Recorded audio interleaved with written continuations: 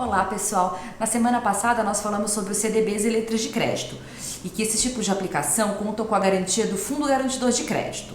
E hoje nós vamos explicar como funciona esse mecanismo de proteção aos investidores.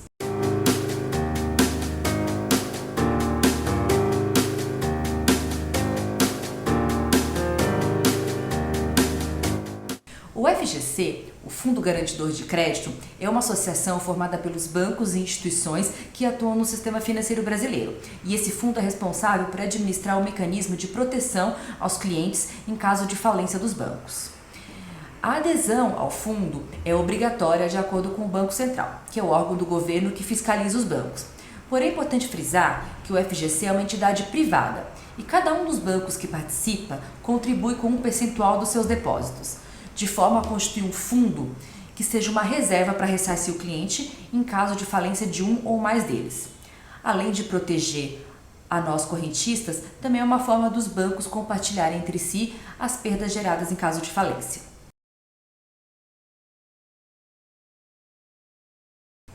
Bom, e em caso de falência dos bancos, que tipos de aplicações são cobertas pelo FGC? Pelas regras atuais, nós temos garantias para depósitos em conta corrente, poupança, CDBs, as letras de crédito e alguns outros produtos menos conhecidos como as compromissadas, as letras de câmbio, hipotecárias e imobiliárias. O FGC, além de estabelecer quais tipos de aplicação serão garantidas, também determina o valor máximo ressarcido a cada cliente em caso de falência do banco.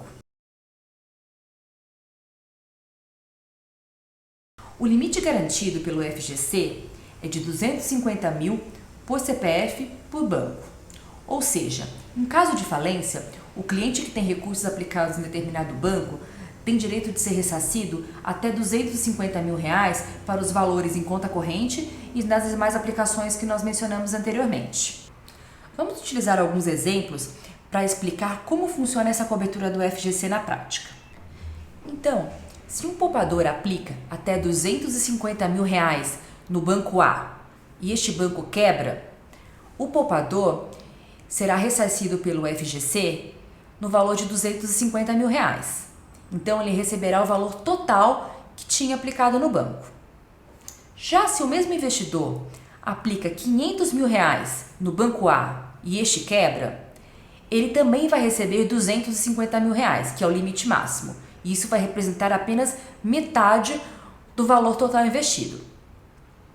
Por último, se esse investidor dividir os 500 mil reais em duas aplicações de 250 mil no banco A e no banco B, respectivamente, e ambos quebrarem, ele irá receber 250 mil referente ao banco A e 250 mil referente ao banco B, recuperando o valor total de 500 mil reais aplicados originalmente. Essa forma de aplicar em mais de um banco permitiu ao poupador aumentar a garantia total do FGC.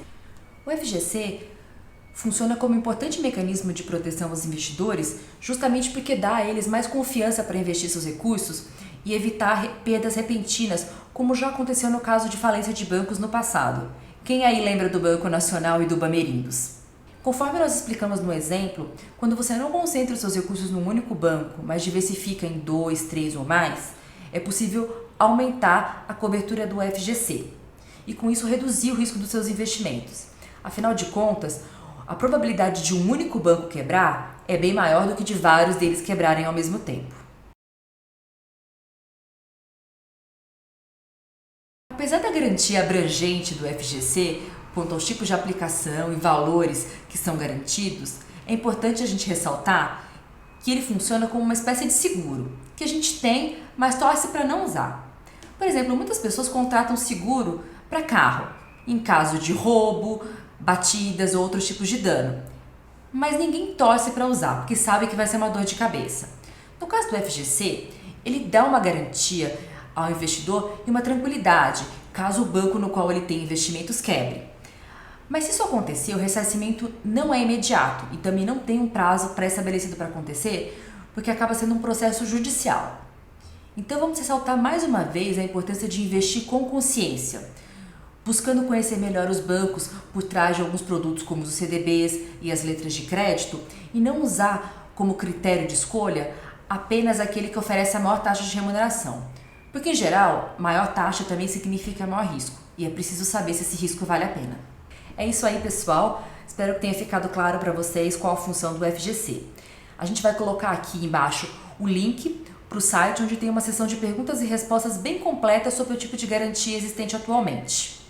E na próxima semana nós vamos falar sobre um tema de investimento bem atual e que tem gerado bastante interesse e também muitas dúvidas, as bitcoins. Se você gostou, curta e compartilhe.